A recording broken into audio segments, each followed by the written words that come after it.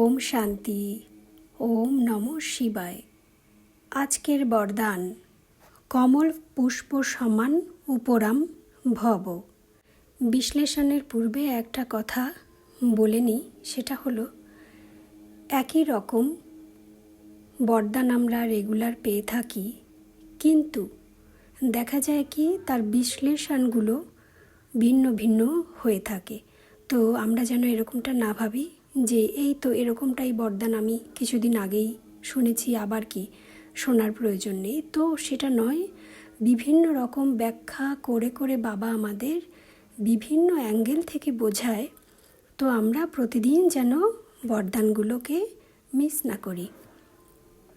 তো আজকের বরদানের বিশ্লেষণ হলো, তোমরা বাচ্চারা কি নিজেকে কমল পুষ্প সমান বানিয়েছ? গৃহস্থ ব্যবহারে থেকেও কমল পুষ্পের সমান উপরাম থাকো কি? কমল পুষ্প সমান উপরাম কে থাকতে পারে?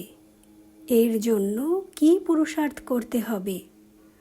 কারো কমতি মানে দুর্বল সংস্কার দেখেও তার বাতাবরণের প্রভাবে এসো না।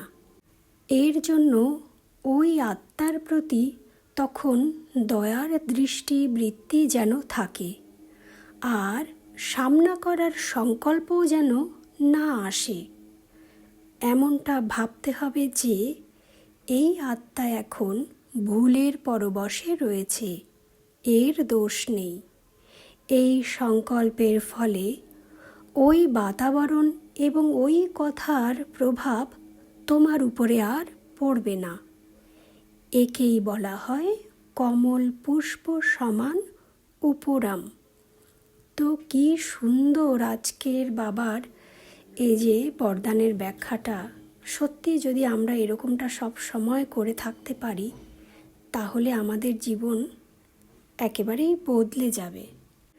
বাবা কি বলেছে, কি বুঝিয়েছে, যে কখনো দেখা যায় কোনো ব্যক্তি আমাদের সামনে চিৎকার করছে, রাগারাগি করছে, কিংবা এমন কিছু করছে ভুল কাজ, তো সেটা দেখে তো আমরা সবসময় রিয়াক্ট করি না। আমরাও দু চার কথা শুনিয়ে দেব, জ্ঞান শুনিয়ে দিলাম, আমরাও একটু জোরে কিছু তাকে উপদেশ দিয়ে তাকে ঠিক করার চেষ্টা করলাম।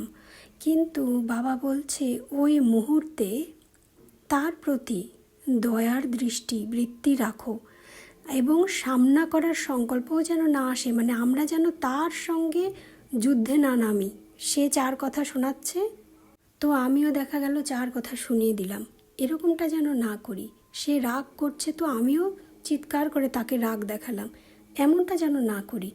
ওই মুহূর্তে আমাদের কি ভাবতে হবে যে এই যে আত্মা, আত্মা তো কেউ খারাপ নয়, তো এই আত্মা এখন ভুলের পরবশে রয়েছে, এর কোনো দোষ নেই।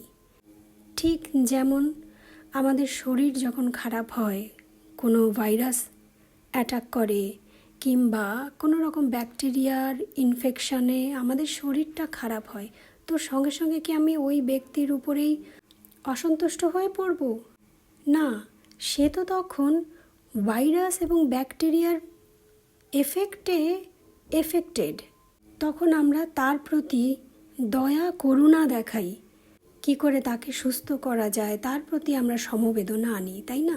তো সিমিলারলি বাবা বলছে যে ওই মুহূর্তে যদি কেউ রাগ করছে, কিংবা যে কোনো বিকারের বশত, তার পুরনো স্বভাব সংস্কার বশত কিছু ভুল কাজ করছে, তখনও আমাদের এই রকম দৃষ্টিবৃত্তি রাখতে হবে, দয়া করুণার, তার প্রতি সেবার মনোভাব রাখতে হবে যে এরও ভালো হয়ে যাক।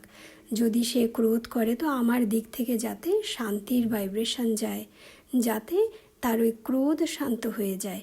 আমাকে বিশেষ কিছু করতে হবে না, কিছু কথাও বলতে হবে না, শুধু মনের ভাবটাকে আমাদের ওই মুহূর্তে পরিবর্তন করতে বাবা বলছে। তাহলেই বাবা বলছে যে ওই বাতাবরণ এবং ওই যে কথার প্রভাব আর তোমাদের উপরে পড়বে না। ওম শান্তি। ওম নমঃ শিবায়।